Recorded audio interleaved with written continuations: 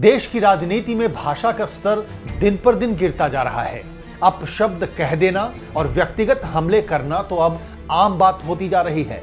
लेकिन अगर हम बात बिहार के मुख्यमंत्री नीतीश कुमार की करें तो शायद वो देश के अकेले ऐसे मुख्यमंत्री हैं जो गाली खाकर भी सत्ता की मलाई पचा लेते हैं।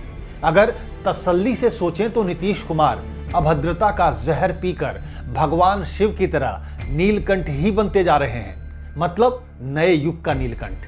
नमस्कार, मैं हूं राकेश और आप देख रहे हैं हमारा खास कार्यक्रम पॉइंट ऑफ व्यू।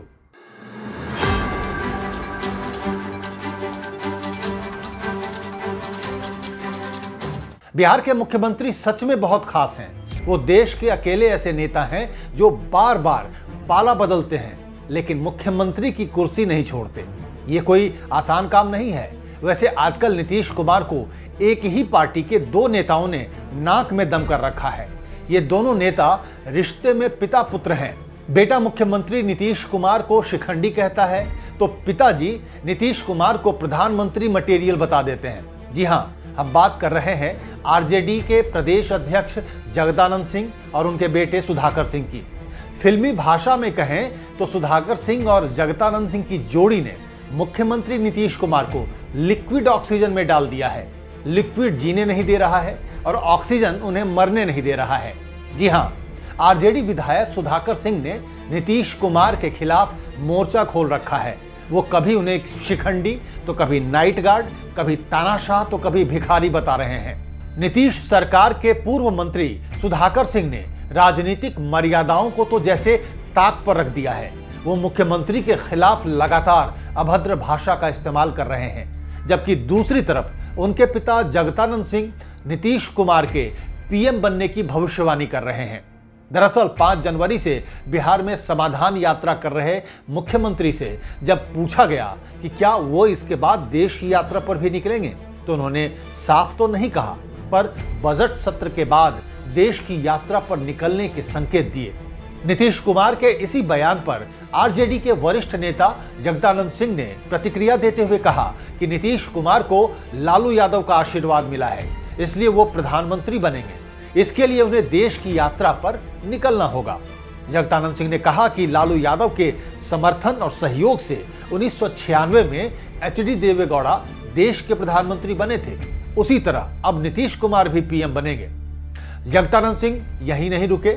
उन्होंने कहा कि लालू एक कर्मठ नेता हैं। उन्होंने नीतीश कुमार को टीका लगा दिया है। इसके बाद नीतीश कुमार जल्द ही देश की यात्रा पर निकल जाएंगे। यानी बेटे सुधाकर सिंह लगातार नीतीश कुमार को भिखारी, शिखंडी और तानाशाह जैसे शब्दों से नवाज रहे हैं, तो पिता सभ्य भाषा में सीएम को अब बिहार की राजनीति से विदाई लेने को कह रहे हैं। मतलब ये कि पिता पुत्र की भाषा भले ही अलग हो लेकिन मंशा दोनों की एक ही है कि किसी तरह नीतीश जी बिहार की राजनीति को अलविदा कह दें। इसलिए ये कहना गलत नहीं होगा कि पिता पुत्र दोनों पर आरजेडी संस्थापक लालू यादव का आशीर्वाद है। इसलिए शायद तेजस्वी यादव अपने नेता सुधाकर सिंह की बदतमीजी बंद करवाने के बजाय उन पर सिर्फ निगरानी रखने की बात कर रहे हैं। वैसे अगर नीतीश कुमार के राजनीतिक करियर पर नजर डालें तो उनको भरोसे के लायक कहना आसान नहीं होगा। नीतीश पाला बदलने में एक्सपर्ट रहे हैं, इसलिए हाल फिलहाल में तेजस्वी यादव ने उन्हें पलटू चाचा के खिताब से भी नवाजा था। हालांकि ये बात और है कि तेजस्वी कभी भी पलटू के साथ चाचा लगाना नहीं भूले थे, इसलिए शायद अब उन्हीं चाचा के बूते वो मुख्यमंत्री की कुर्सी तक पहुंचने का सपना देख रहे हैं। तो चलिए पहले तेजस्वी के पलटू चाचा के राजनीतिक सफर पर एक नजर डाल लेते हैं। नीतीश कुमार के राजनीतिक जीवन की शुरुआत राम मनोहर लोहिया, एसएन सिन्हा, कर्पूरी ठाकुर और वीपी सिंह जैसे दिग्गज नेताओं के साथ हुई थी। 1985 में वो जनता दल से जुड़े और इसी साल पार्टी के टिकट पर हरनौत से विधायक चुने गए।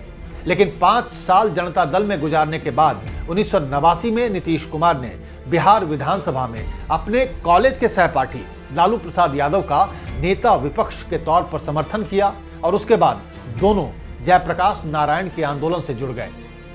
कहा जाता है कि जब 1990 में लालू प्रसाद यादव पहली बार बिहार के मुख्यमंत्री बने तब नीतीश कुमार की उसमें अहम भूमिका थी, लेकिन लालू और नीतीश की दोस्ती ज्यादा दिन नहीं चली।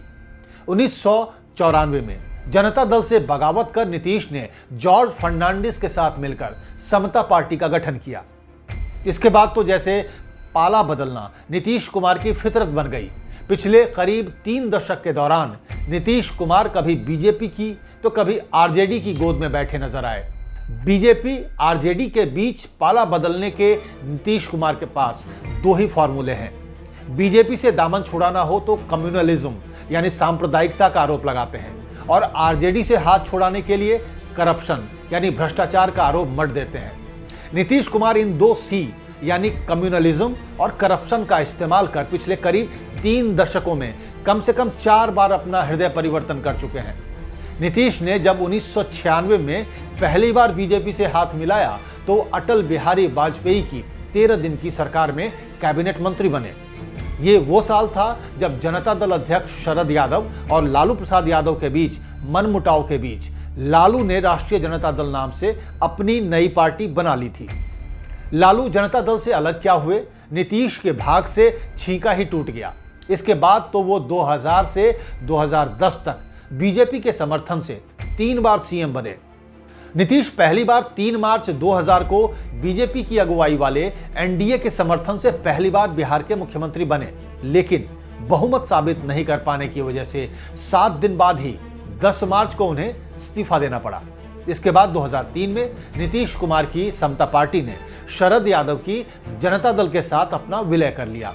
हालांकि नीतीश ने बीजेपी के साथ अपना गठबंधन जारी रखा।